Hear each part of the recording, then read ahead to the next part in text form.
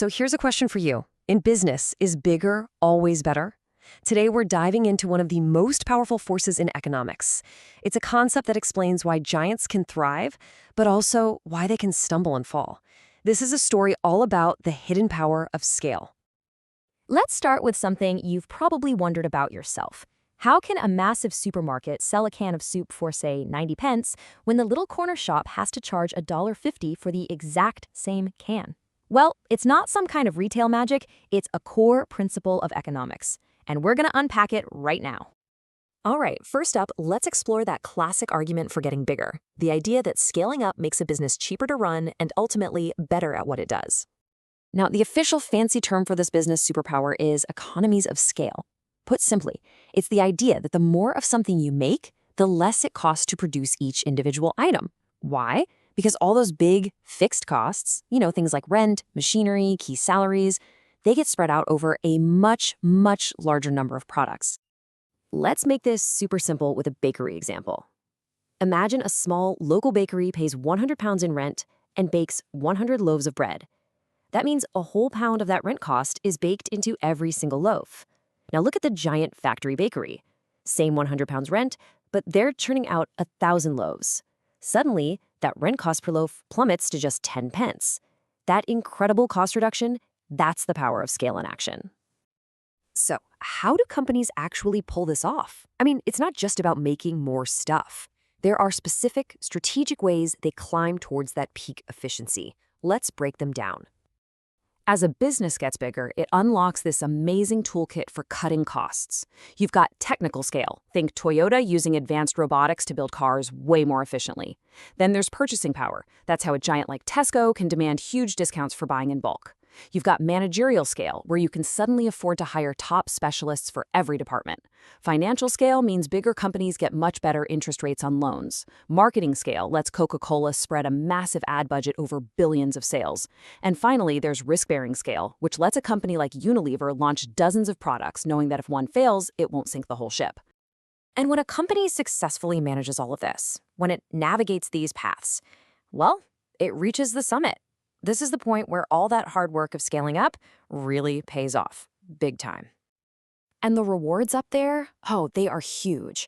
First off, lower costs mean higher profit margins, right? That success helps them grab more market share, often pushing smaller rivals out of the way. With all that extra cash, they can pour resources into innovation and R&D, making their products even better. And all of this creates this powerful brand recognition. It becomes this amazing self-reinforcing cycle where success just keeps breeding more success.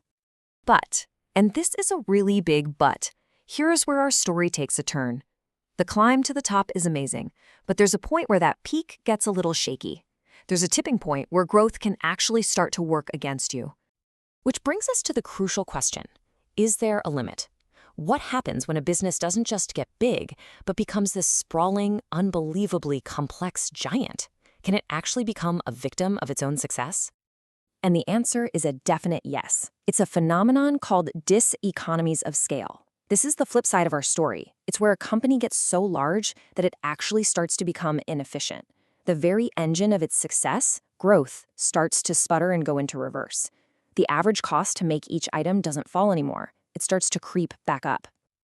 You can really see the two forces here as perfect mirror images of each other. On one side, as you produce more, your costs go down. Fantastic. But if you push too far, you hit that tipping point. And now, as you keep trying to grow, your average costs actually start to rise. The business has become a victim of its own incredible size. So why on earth does this happen? How does a lean, mean, efficient machine turn into a slow, clunky, and expensive giant? Let's look at the common culprits for when growth goes wrong. It almost always comes down to internal friction. Communication starts to break down. That quick chat you used to have across the office, that's now a chain of 10 emails across 3 continents, and the original message gets totally lost. Workers can start to feel like a tiny, insignificant cog in a massive machine, and their motivation and productivity can plummet. Layers and layers of management create bureaucracy, red tape, that just grinds important decisions to a halt. And frankly, just coordinating thousands of people across dozens of locations becomes a logistical nightmare. And listen, this isn't just theory. Think about a giant like Amazon. If it expands too fast, building warehouses quicker than it can properly train staff or implement solid control systems, what happens? Well, warehouse errors could spike, delivery delays might become the norm, and every single mistake, every late package adds to the overall cost, slowly eating away at the very efficiencies that made them a powerhouse in the first place. So, after this journey up the mountain of growth, and after peeking over the dangerous edge on the other side, what's the ultimate lesson here? What's the big takeaway for any business with ambitions to expand? At the end of the day, the lesson is that growth itself isn't the goal. Smart, sustainable efficiency is.